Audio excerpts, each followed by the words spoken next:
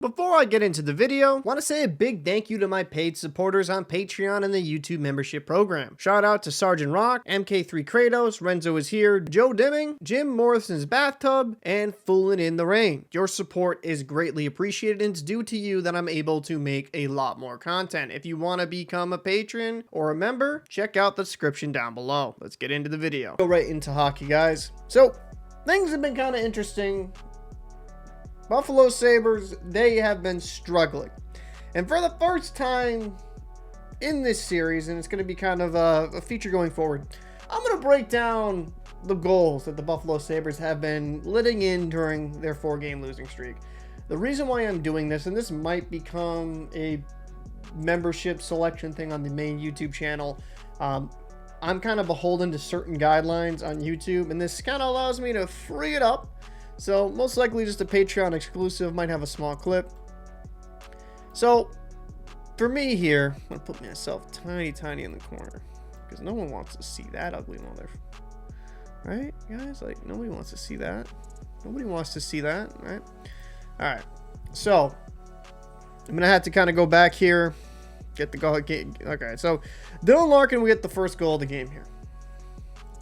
Let this play. Raymond, Larkin in the slot. If you look at the placement here of the Buffalo Sabres, you have Dahlin, Middlestat. Larkin's just sitting here in the slot.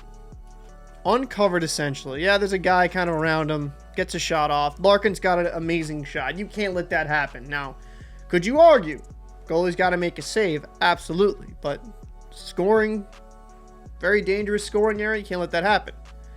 This play right here. Now, Comrie went down pretty quick, and I think a lot of it was from the point down low. He thought he was immediately going to shoot it, showed some patience, tried to throw it in the middle, and that's just an empty net goal. Comrie overcommitted. That's kind of on him, and that's where in that short video I made, and this is what the great thing about the Patreon is going to allow me to kind of explain what I'm seeing here on film. It's not just the defense. The defense for the Sabres isn't great. I think there's stretches of the game where they can really lock down their opponent. They have the talent. I believe they do have the talent on paper and on the ice, but it's just like that mental lapses that allows easy goals or high scoring chances. And then the goaltending, Comrie's not been very good there for the Sabres for the last couple of years. So Fabry here, back to the point. You have, 4 guys, 5-on-4. It is the power play. Going to the high. Comrie's here to his left. He's got to go cross. And it just beats him clean. Is that on Comrie? I can't blame a goalie on a power play. That's a good shot. But maybe I'm a little bit too harsh. I think that is also one he probably should have had. We'll go in the 4th goal here. Terrible defense. Just terrible defense. I'm going to kind of scroll back here a little bit. And this is actually a trend I noticed on a lot of... I see that with the Bruins as well. You'll have aggressive forechecking here. You have a guy on the... on the Red Wings blue line. Between the blue line and the center line. And there's no coverage here on the right side. They're overcommitting to the left side to try to, stop this transition. But it just allows this big hole. Goes 5-hole. I'm not going to blame a goaltender essentially on a breakaway. You got a piece of it with a stick, and that's it. So for the Red Wings, I think there's maybe 1 or 2 Comrie could have had. The 5th goal in that game was an empty netter, so can't blame him on that one. Comrie he's okay, but it's also defensive lapses. They're allowing so many high, dangerous scoring chances.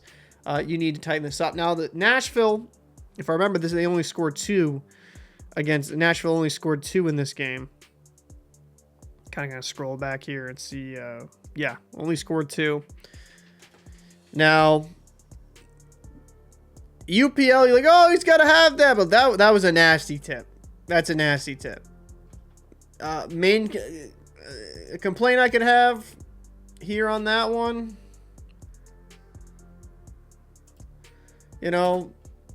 Complaint I can really have. Maybe have that defenseman tie him up. Push him, not just allow his stick free. That's a kind of, Sissons with a good shot and trying to have with a good redirect, so can't be too mad on that. And then Phil Forsberg here, off the draw. That's one he's got to have. That's one on for UPL who's in net. That's one he's got to have. Now, to be fair to UPL, that's the only two he lit up in that game, right? Got to be fair to these goalies. I'm not trying to be just a hater, which I think some people think I just hate to hate. But I think that's a shot that an NHL level goaltender should have. And I apologize, I'm popping up the schedule here. Go back to November.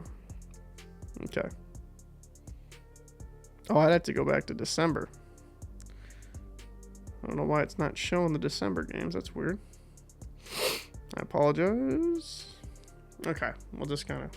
The Blues, they lit up quite a bit of goals here. So, oof, that's a rough one. Top of the face-off circle. UPL shrugs it in. That's one a goalie's got to have. Here, he's going down his butterfly. I understand why. Redirect guy, presence in front, Neighbors is in front. Not a great goal. Goalie's got to have that. Third one, rebound. Good shot from the point, but he's got to be able to... The defenseman's got to clear that guy out in front, and also he's got to try to kick that rebound into the corner if he is going to let one up. And then here... Can't blame that. You know, Hayes is just sitting there back door. That was a great play by Kyrou over. Not much of a chance for UPL. That's definitely poor defense, not picking up their assignment. And then UPL's just overcommitting. He's scrambling, trying to, like, take away the angle. Like, look where he's at. He's in the middle of friggin' Guam. Like, you're not even anywhere near the net. And then 2-on-0. I'm not going to blame a goaltender on that. He tried his best. That's all you can ask. UPL didn't look great in that game. Most of those kind of were on him. I thought they were weak goals. Some of it you could say due to the circumstance. That's why he committed a certain way. That's why he was like going down the butterfly. But NHL level goaltending, you need that. Carolina here.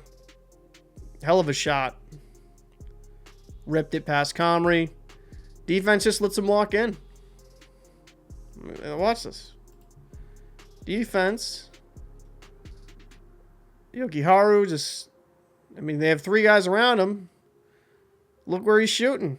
These are NHL level shooters. They're going to score that most of the time. Good initial stop. Drury stays with it. I know, Bird did try to get him, but not a great rebound. I think it kind of handcuffed him, but need to make that get that rebound under control. One timer in the slot. That was a... Hold on, let me go back to that play. That was a sick pass. I love this pass by Burns here. Boop. Drops that. Fetch. Boop. To Aho. Not great defense. Letting a guy kind of have some open space in the slot. They're going to make you pay. And coming in here. Oh, that's just rough. It's just an amazing drop pass. There's nothing Comrie can do. 4-0. Cross. Just look how open he is. Look how terrifying. Just nobody around. Up face off.